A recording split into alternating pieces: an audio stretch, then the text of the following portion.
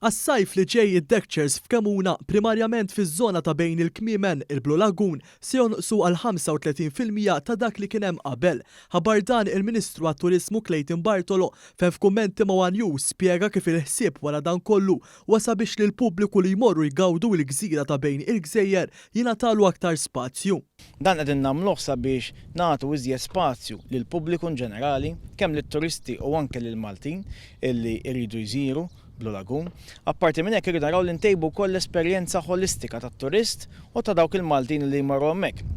U allura dan il-fatt illi ser inħallu il-moll u anke il-bajja illi ma jkunx hemm fihom Dekchers ser wassal għal management aħjar tan-nies hekk kif jaslu bid-dajjes. Apparti dan il-Gvern qed jara li Kemuna tkun aktar nadifa. Qegħdin naħdmu biex inżidu xift ieħor ta' ħaddiema illi inaddaf l-akwati matul il-ġurnata kollha kemm u xift ieħor tad-dajsa illi tieħu l-iskart minn Blue Lagoon. Hija ħaġa ovvja li l-iskart irid jitnaħħa minn hemmhekk b'dajsa u allura qegħdin naraw li nieħdu ħsieb dak l-aspett ukoll biex filwaqt li qegħdin innatfu qegħdin inneħħu wkoll l-iskart matul il-ġurnata. Il-Ministru Clayton Bartolo spjega wkoll kif il-ħidma tal-Gvern mhux se tieqafaw u li se jara li jkun hemm pjan fit-tul.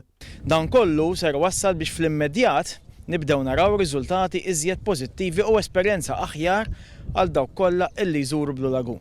Madankollu xorta waħda qegħdin naħdmu fuq pjan fit-tul, pjan li ser qed jieħu konjizzjoni ta' dawn il-fatti kollha matul is-sajf li ġej, u mbagħad la darba jitlessa dak il-pjan wieħed ikun jista' jitlaq biex jippjana fit-tul u jkun hemm tender għall-immaniġjar aħjar ta' Blue Lagoon għaż-żmien li ġej.